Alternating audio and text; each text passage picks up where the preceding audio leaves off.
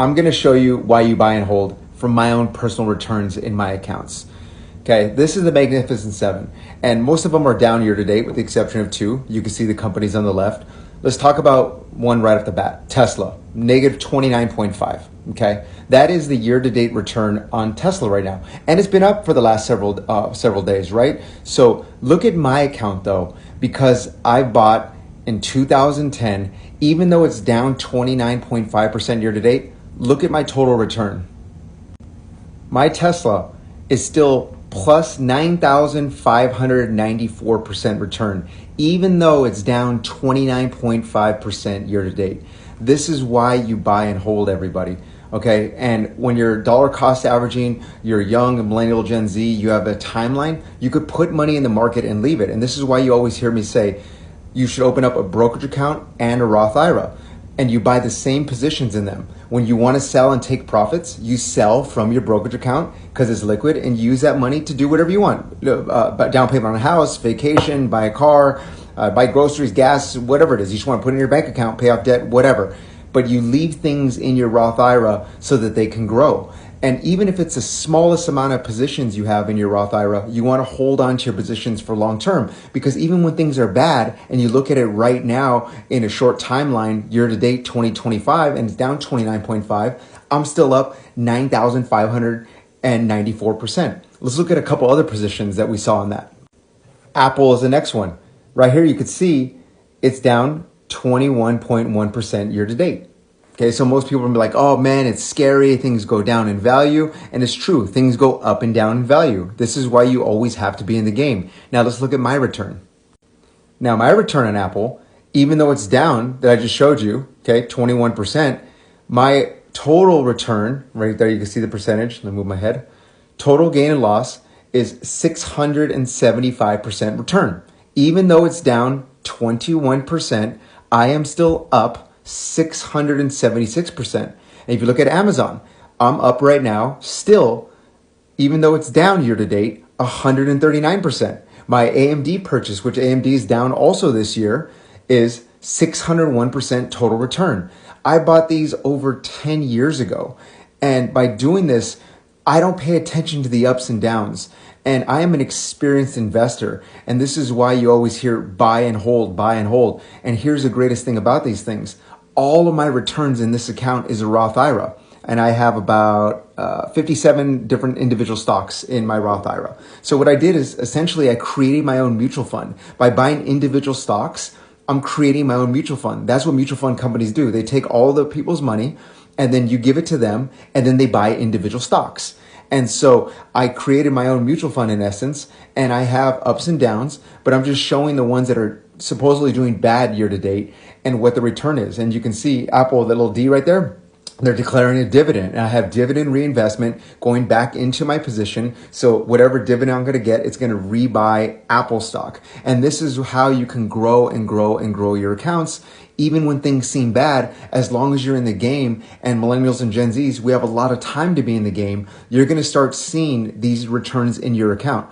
And most people are always shocked to hear because, you know, Tesla has had a horrible year this year, and they hear all the doom and gloom. And I'll go back to it one more time, where you see here where Tesla's down almost 30%. A couple other ones too, Amazon, negative 12, right? I have that too in my account. It was 139 positive, but Tesla being down 29.5%, people think that, oh my gosh, it must be horrible.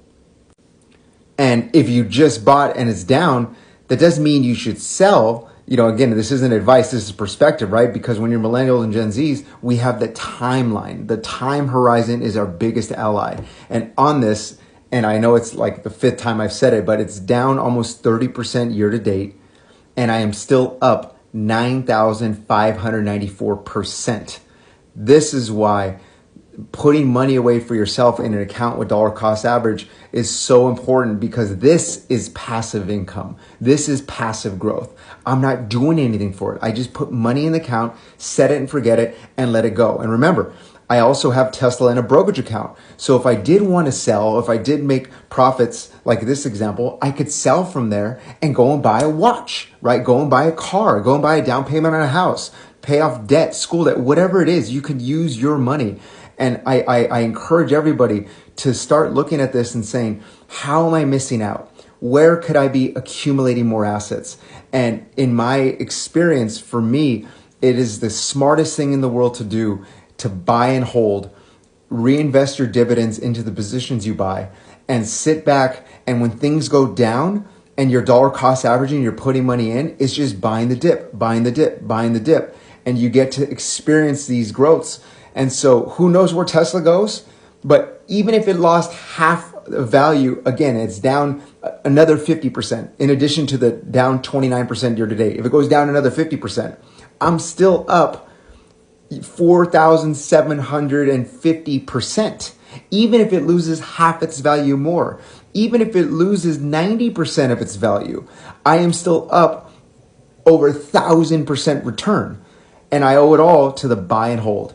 So again, I'm not telling you what to do and what stock to buy, but I'm telling you, if you love something or find it interesting, you should look and see if the company is publicly traded and say, you know what, let me do a buy and hold, even if it's one share of stock in something you love or that people brag about owning, because that's another good one too. If you see a lot of people bragging about owning something, it should trigger your brain. Maybe I should go ahead and invest in the stock. And for all the ladies out here, I'll give you a great example that I love using, because women are smart investors. Once they learn the game, women see things through. I think women are the greatest investors on the planet because they see things through.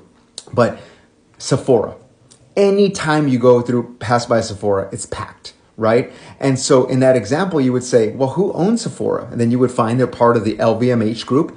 And then you would say, well, while I'm buying my lip gloss, maybe I should also buy a share of stock with the company that owns it in the LVMH group. And that's just an example of how you can have fun with things, right? If you love Nike, then maybe you should buy some Nike stock in addition to the dunks you're buying, right? Whatever it is, just start looking at things differently and saying, what do I love? What do people love to brag about that they own? And then just Google it and see if they're a publicly traded company. And that might be a smart way for you to have fun while you start investing. And remember, Roth IRA and brokerage account, buy the same thing. Even if it's $100, put $50 in each, right? Doesn't matter. Just start putting money away.